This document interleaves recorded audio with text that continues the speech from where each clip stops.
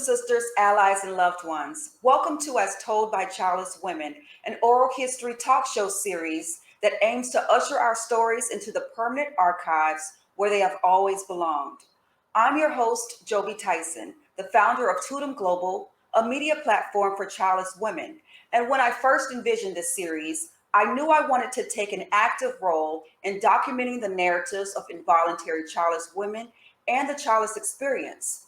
However, today's episode gives a voice to voluntary childlessness, also described as child-free, which is the voluntary choice not to have children, and a social norm that has remained largely unexamined. But women who are childless by choice are also stigmatized, since much of our culture remains convinced of a notion that to be woman is necessarily to be a mother, giving the false implication that motherhood equates womanhood. So behind every childless woman, there's a story. I'd like to welcome our guest today, Sadie Tichelaar, hailing from UK, is sharing her story with us today. Hey, Sadie, thanks so much for joining us. Hi, Jobi. Thank you for having me. This is exciting to do. Thank you. Yes. Before we get started, I'd just like you to briefly introduce yourself to us and tell us who you are. Sure. So my name is Sadie, and I wear two hats. So I'm a life coach for women who are looking to break free of the good girl behaviours that keep us small and caged, and kind of break out of that cage and live our own kind of uncaged free lives. And then with my other hat, I am still a senior manager for a local authority, so kind of local government. So very different vibes, two very different jobs. And I live in a small town just outside London in England. And yeah, I'm 42. I think that's the interesting bits about me, the headlines anyway. Okay, so as you know, As Told by Childless Women is an oral history series, usually for women who are childless not by choice or childless by circumstance. In your situation, you are childless by choice. You made the decision not to have children. How old were you when you realized that? So I was thinking about this earlier, and I don't think I ever made a conscious decision when I was younger that I wasn't going to have children. I think I didn't have that kind of strong maternal pull, and it was more a kind of thing that by circumstances I was in a relationship in my mid-20s. It was kind of quite all-consuming, not a very positive one. It was a toxic one, so that didn't last. And then I was single for a long time, and then I met my current partner, and travel became our thing. And there wasn't that intentional discussion around children or when or if. It was more kind of just probably more of a background thing that we maybe were not talking about because we knew it wasn't something that we wanted to both pursue. So it was only really probably in my late 30s that I realised the position that I was then in was one of choice. And it was probably only in the last 18 months or so that I've embraced that term of being child-free, or childless by circumstance, or choice. But it was never really a conscious decision that I know some people know from a very young age. It was just more of a kind of an unraveling, I guess, or the path that my life took didn't happen to have motherhood on it. Okay. Was there ever a time where you pondered the question whether you would become a mother or not? I think at some point I probably have, but I don't think I really ever dived into it deeply to kind of explore that as a question or as an identity.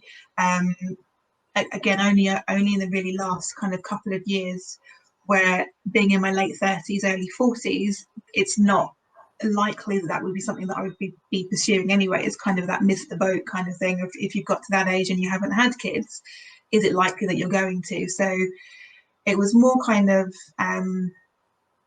something that was passively happening to me that I allowed to happen, which I think now reflecting is probably very much an intuitive choice that I consciously wasn't aware of. And it's only really the last couple of years that I've gone, actually, do you know what, this is right for me, because the life that I have now, the lifestyle that I have now, I'm happy with. So I don't know if at some point, if I'd had kids, I would have been as happy as I am now, maybe happier, I'll never know, but I'm happy with what I've got. So it's where I am, and I'm content with that. What stigmatizations have you experienced being childless by choice? It's there is such an assumption as a woman that you will be a mother. Mhm. And then there is such an assumption that if you haven't had children, then that hasn't been a choice. It's been there's some either medical reason or something else which has stopped you from having children. So to to have done to have walked this path by choice, for me, I feel often that I'm seen as selfish. And for a long time, I kind of carried that weight of that energy myself as well. I thought being child free by choice, or not wanting to have children, or not having that urge, that desire, made me selfish, because I was looking more to have things for myself than for a family as such. So I've never fortunately experienced anything overtly kind of confrontational around it, but there is always this kind of low level, that's a bit odd kind of vibe when I talk about it, and it makes people uncomfortable as well, because I think people find it confronting, and that if this is my choice to not have children, that it somehow casts judgment on their choice to either want children or to have children. So I find it's something that people don't want to discuss much unless they're already in that kind of environment or that community themselves. Um, it's kind of like the conversation skids off the term of child free, if especially if someone is a parent or they're trying to conceive. It's kind of okay, we won't talk about that because it's confrontational. So there is that as a stigma, I guess. You kind of get pushed out of conversations, or um, excluded from things, especially kind of around any kind of holidays like this, is where they're family orientated. The assumption is that you don't somehow enjoy it in the same way because you don't have children, or you don't have that family sense.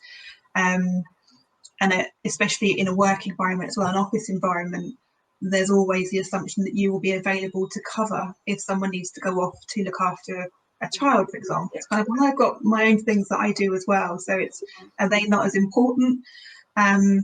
So fortunately for me, nothing overt, but there is that kind of undercurrent of being different and being seen as different for that reason. Yeah.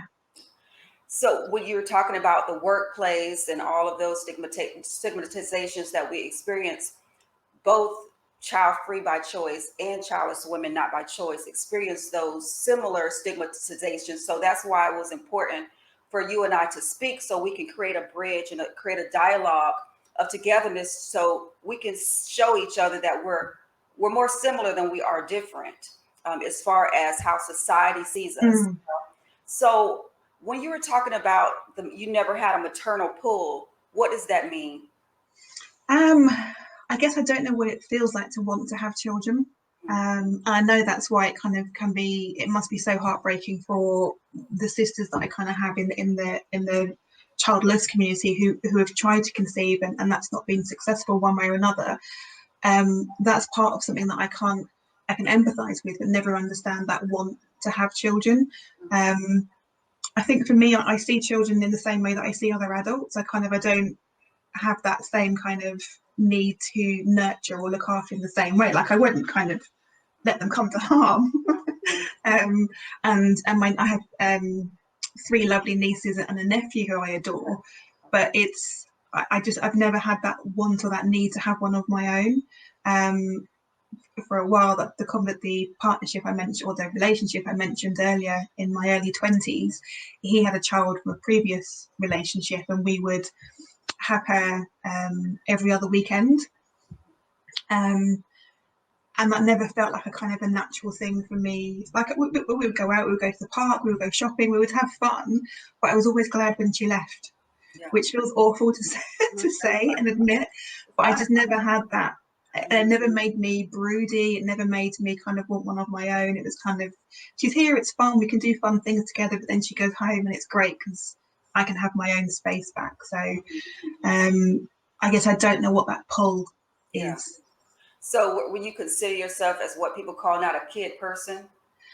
I guess, I mean, there's degrees of that. There are some people who are kind of really anti-children, and when I was first kind of dipping my toe into the child-free and the childless communities online, I found some really awful Facebook groups that were kind of anti-children, anti-parent, and very quickly kind of detached myself that that's not the community that I'm looking for. I'm just looking for women who are comfortable and happy being who they are without the need to have children. So I'm not kind of that far end of the spectrum, which I find is not my thing at all. As I said, I love my niece and my nephew. I love them and kind of spending time with them, but I'm happy when they go home. But then I live very near a school, and they're noisy and they're messy. So I guess I'm probably somewhere in between. I don't hate kids, but I like having a job in a school, or having a job that involves something that was children wouldn't be for me either. I'm just kind of happily neutral, I think is a safe place to say. Yeah. So are you the only child-free sibling? Yes, I have a brother, and he's older than me. So I was always glad once he had children, especially once he had a boy as well, because I felt that pressure had gone off me of, my parents have got a load of grandkids now they can dote on. I don't need to feel that pressure, or I should be filling a space for them to do that. So yeah, it's just the two of us, and he has 4. And then my family's Irish, kind of originally. We've got a load of cousins, 50 plus cousins, and then they have loads of kids as well. So it's, I think probably amongst my cousins, I may be one of 4 or 5, if that, out of kind of literally 50 or 60 cousins that don't have children. And they're I'm probably one of the older ones who doesn't as well. The rest are younger and they still may do, but I think I'm definitely an anomaly in my family. Yeah. So when you're talking about pressure from within family, are you talking about unsolicited advice or being frowned upon or expectations? Definitely expectations, and that kind of, I think there's a lot of assumption, as I said earlier, around that you go to school, you meet someone, you get married, you have kids. That's the happily ever after that everyone is supposed to desire. And funny enough, that fairy tale ending, from a fairy tale perspective, I always feel like I related more to the witch characters and the kind of the on the edges of society characters than the princess in kind of Disney films and fairy tales. So I kind of have felt that expectation definitely from family, but never in a really pushy way. I think I'm fortunate in that way that my parents have never been very pushy about that. Although on the other hand, it's not something that we talk about in great detail.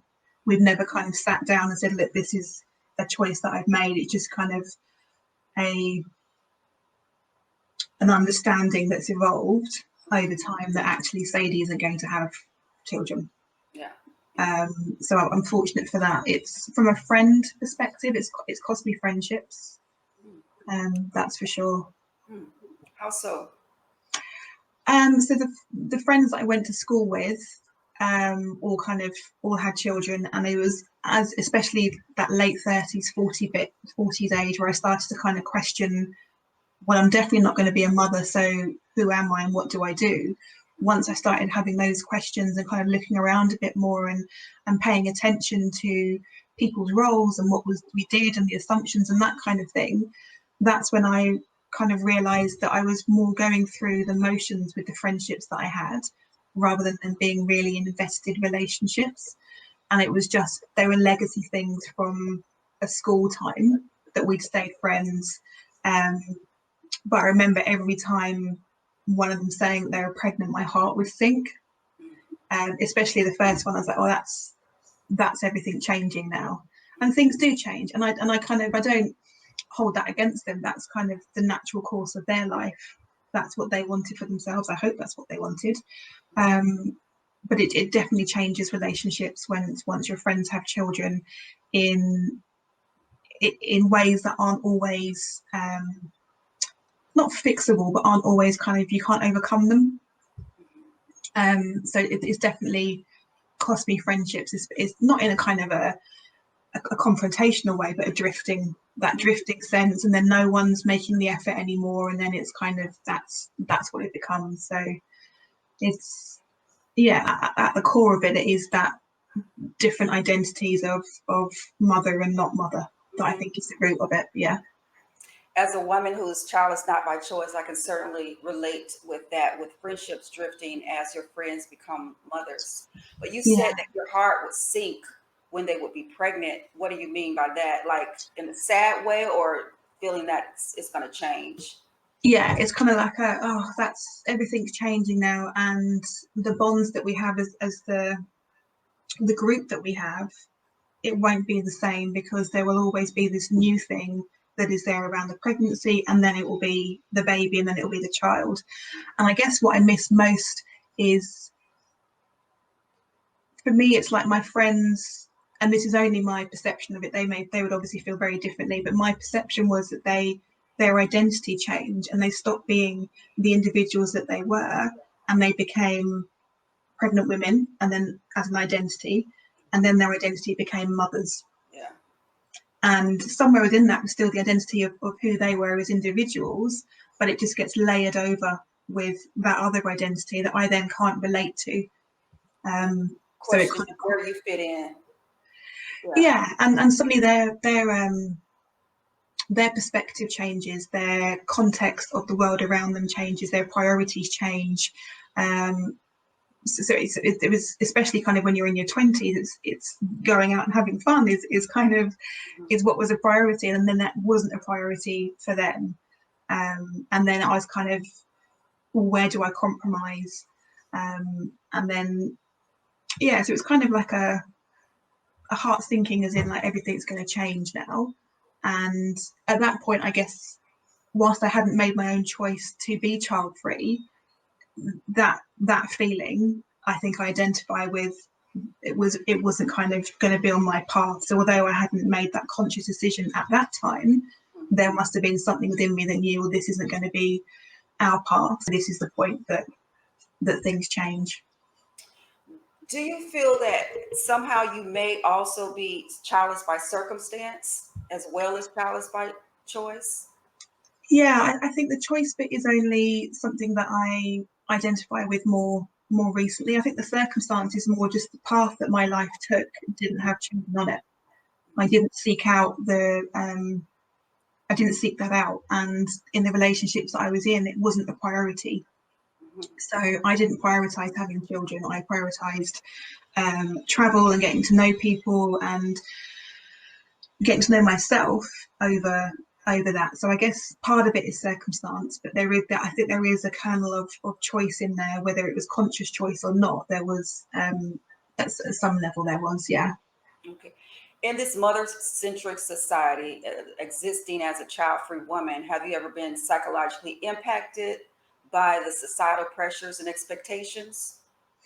The more I became aware of how insidious the culture is around parenthood and motherhood, and that it's kind of everywhere, that you don't even really notice the pressure is there. Once I became aware of it, it made me quite cross that there is so much pressure put on women that, if for whatever reason, whether it's by choice or not, if children aren't on your path, we're then made to feel lesser because of that.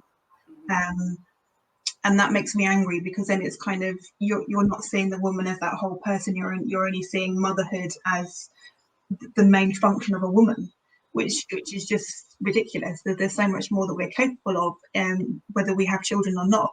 So it's kind of, that is one identity around it. So I guess it's probably that it's kind of made me quite cross and angry um, about that perception, and has brought my attention to the childless communities, and the kind of the pain and the things that they suffer through because of that. So I guess part of my mission is for women to see that there is more choice, and there is more beyond motherhood. There is kind of so much purpose and fulfillment that is beyond having children that's possible. So it's kind of ignited me in a way, I guess, to kind of to do something about it. Well, speaking of perception, how has being child free by choice jilted your perception of yourself? So I think probably, yeah, through my mid-30s, I felt really adrift. I felt purposeless. I was kind of just going through the motions of going to work, saving for holidays, going on holidays, and on the surface was having a good life, a very fortunate, very privileged life. But I know that on the inside, what I was feeling was something was missing, and I knew that thing wasn't children because that wasn't what was drawing me. So it was kind of finding my purpose was a bit of a kind of a mission that I then went on for myself. A bit of an awakening, I guess. Sounds a bit cheesy, but that's kind of what it was, both in kind of a personal awakening and a spiritual awakening as well. And that's what put me on the path to coaching as a calling, I guess, especially for other child-free women, to kind of show them that there is more beyond that expectation of being a mother. So, speaking of that expectation, I often say, and I saw it on your website as well, that womanhood does not equate motherhood, or motherhood does not equate womanhood. So, what is your idea of that as far as how do you feel about that? Yeah, very strongly. But they're not the same thing at all. And then there's a wider kind of gender politics that we could get into around kind of womanhood and motherhood. But for me, being a woman doesn't mean just being a mother or only being a mother or being a mother. And it's kind of there is a much wider scope for us, an infinite scope really of what we're capable of doing and what the possibilities are for us. And I don't like putting people in boxes and kind of because people don't fit into boxes, but we're way too complex to fit into one box. But by saying that if womanhood equals motherhood or motherhood equals womanhood, it's kind of defining us down to one function. Mm-hmm. And so what happens then if you don't want to have children or you can't have children, or what happens when your children grow up and they move away and either don't see you anymore or you're estranged or something else happens? What happens to your identity then? So it's really important for me, for women, whether they have children or not, to have a sense of their identity and their purpose outside of being a mother or not. Yeah. So, I know you mentioned that you really didn't have a maternal instinct. I, as someone being childless, not by choice, feel that I do have a maternal instinct. So, when I dated in the past with men that had children, they felt like I didn't know how to mother their children. So what was your experience in your dating life as far as when men found out you didn't have children? How was that? What was that experience for you? Um, so I guess through through my 20s, it probably wasn't a thing because it wasn't um, just wasn't a priority. I was too busy kind of more having fun than kind of thinking about that. Um, and then when I met my husband now, so we've been together since 2007, Mm-hmm. Okay. I think. Um, yes. We kind of had those early on conversations around it, and I think I was probably non-committal at the time, and he's 5 years older than me, and he's from Australia. So we were kind of, the conversations were around, if we had children, would we go and live in Australia to raise them because the lifestyle's better and that kind of thing. But we didn't. It wasn't kind of a conversation we kept coming back to. It was one of those kind of early dating conversations that you have, like a hypothetical, and then we kind of didn't consciously come back to it. And then, as I said, traveling became more of a thing that we did. And then whilst we were traveling, I guess, and our relationship was growing, I think we both saw in each other the same kind of feelings around children. And then we kind of had a conversation probably 4 or 5 years into a relationship. And then what we do is we check in with each other every now and then. Are you still happy with that decision? And so far the result always been yes, yeah, we're happy. But I think I'm really fortunate to have found someone who feels the same way. But then I also think if it had been such of a need for him to be a father, that would have come out earlier in the relationship, and that would have kind of been a point for us, because I can't imagine myself having made the decision to have children if he'd wanted children without having that strong pull myself. So again, I think I'm fortunate in that sense. It never really had a big impact on my life, but it's certainly been it's made things easier for us both having that same kind of expectations of each other, I guess. Yeah. So have you had any thoughts ever of what if? I do, yeah, I do sometimes. I think, what would my life be like? And I kind of every now and then have that sense of, oh my God, what am I going to do when I'm older? Am I going to regret this choice? But then I kind of look around at the examples of older women who don't have children, who are quite happy with their choice. And also, I know a lot of people who have older children, and there is still so much unhealed things in families that there's no guarantee that having children means that they'll be there to look after you when you're older anyway. So it's kind of, there isn't that guarantee. So yeah, I do kind of think about it. I never miss having children. Okay, what do you say to the claim when people say that you don't know real love unless you've had a child? What is your response to that? I think undoubtedly there would be a certain bond that you would have between a child and a parent, undoubtedly.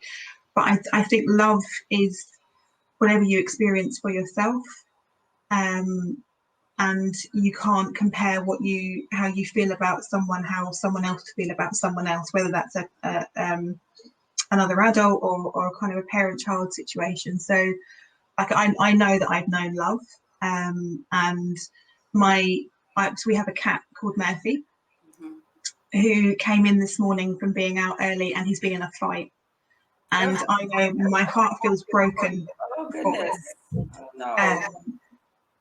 So I know I kind of I feel love in a deep way for lots of people, and it may not be the same way that someone would feel for a child, but I still know that I know love, definitely. Yeah.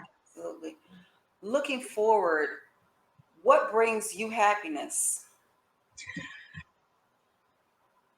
So many things, unfortunately, and especially at the moment, the kind of the pandemic that we're all experiencing, travel has kind of gone off the list of things that makes me happy. That's not been an option. But I guess another kind of key thing about me is that I donated a kidney for my husband in 2018. So he has a kidney condition, which means that his kidney function gradually was dropping off. He got to the point where he needed to have a transplant, and I said, you can have one of mine. I guess that's an example of knowing a deep true love. So 2018 into beginning of this year. Sorry, it was last year, 2019. Sorry, we got married in 18. The transplant was in 19. So the beginning of this year, or the end of last year into the beginning of this year, we spent a lot of time at home together, both recovering from operations. We had them at the same time, and that surprisingly made me happy. And I know that's kind of, there's a lot of strength in our relationship because we were able to survive literally being at home together for a very long period of time.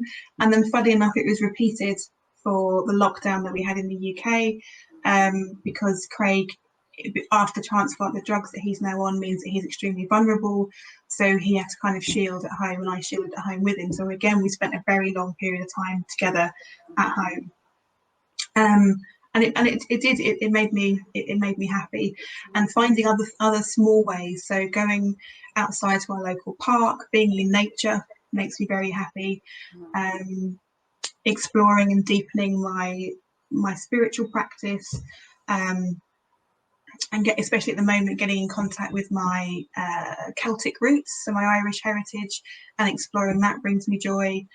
And then for my coaching practice, seeing other women do brilliant things, that brings me joy as well. Like seeing other women step into their space and use their voice, and kind of they see their confidence grow and see that they can empower themselves. They don't need someone else to come along and do that for them. That makes me really happy as well. Just kind of seeing that, yes, you can do that. You can be that person. You can write that book. You can go for that job.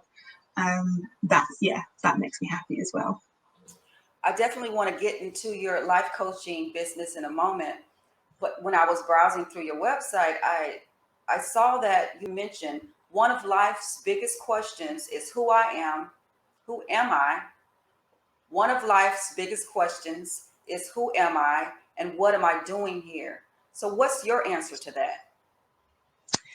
It's being a mirror for others has become what I feel my purpose is, and that is kind of through coaching, but it is using the skills that I have that for a long time, especially as a child and a teenager and kind of early 20s, I thought made me weird.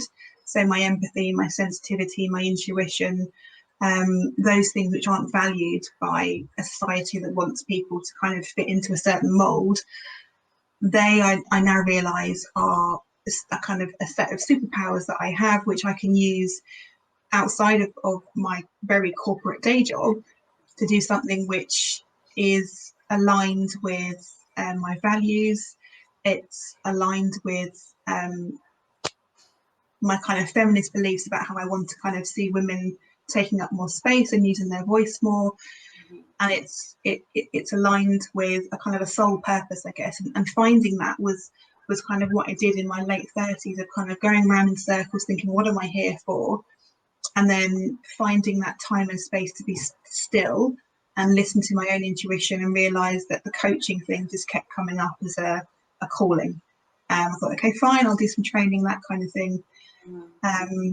And embrace it a bit more, and embracing kind of more of that weirdness as well, that's there. So that spiritual side, that intuition side, exploring using tarot cards and oracle cards and meditation and journaling, just doing more of that. And I think if I had children, I wouldn't have the time, space, or the energy to do that either. So I feel that's definitely what my purpose is. Yeah, that's what I'm here for.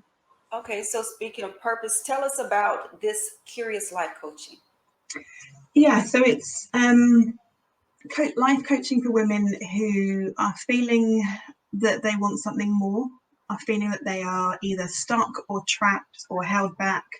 I identify with people pleasing tendencies myself. That's kind of something I've always had in me. Perfectionism. So kind of people that, especially women who feel that they're always doing things for other people, is to help them unlock their own purpose by tapping into their own superpowers, understanding what their own values are, connecting with them, reconnecting back to themselves. Like I think we know who we are, but there's so many layers of expectation that come along from society, family, social media, everything else that we forget. So I see my role as supporting women to get back in contact with themselves and re-establish that kind of self-connection, and then from there build up kind of strong boundaries, strong roots in their sense of self, so they can then go and do whatever it is they want to do. So is this geared toward all women or child-free women? It's when I first started out, it was more for child-free women, but I've also had clients come to me who aren't child-free. So I didn't want to kind of box myself off and say I'm just for child-free women. So it is kind of for anyone. But I relate more to women who are child-free because that's my life experience. And I guess it's the things that I help women with are still the same, whether you have children or not. It's kind of that remembering who you are. So, for example, if people are empty nesters and suddenly their children have gone off to university and they're now like, well, who am I? If my children have gone, I'm not needed there day in, day out, then who am I? There's those same questions that maybe a childless woman would have. If I've gone through the fertility cycles, I know that I'm not going to have a child, then okay, so what is now my purpose? So, and I think that's the bridge that joins us, is that if womanhood doesn't equal motherhood, then we just look at the sphere of womanhood and explore what that is and what our role is in that context. Yes. So where can people connect with you on social media and your website? So your website is thiscuriouslifecoaching.com, and I'm mainly on Instagram, which is also This Curious Life Coaching. And yeah, on the website you'll find all the details about the one-to-one private coaching offers that I have. I have a group coaching program that I'm going to be launching early next year. I do workshops occasionally, as one especially that I do around the archetype of Lilith, who is a great archetype for child-free and childless woman, because she's all about kind of inner strength and fire. And I also do moon circles, so full moon circles for women, all kind of Zoom based, to have some time for yourself, some journaling time, meditation time, and then a sharing circle just to kind of connect with other women about whatever it is that you're walking with at that time, and share it, feel seen and heard and held. Okay. Thank you so much for sharing your story with us, Sadie. Do you have any last words? I don't think I do. No, other than it's kind of, I think it's really important that we do find those parallels between the child-free and the childless kind of communities, because there is so much that we can gain and share between us. So it's been a real pleasure to be part of this. So thank you for having me. Pleasure is all mine. Thank you so much. Thank you. Childless woman, you're beautiful. Child-free woman, you are enough. This journey might not be easy, but we're in this together so we can get through this together by owning our voice. Thank you for your time and attention today. Please like, subscribe, share, and download this episode. From Totem Global, I'm your host, Jobi Tyson. See you next time on As Told by Childless Women. To support this series, please visit astoldbychildlesswomen.com.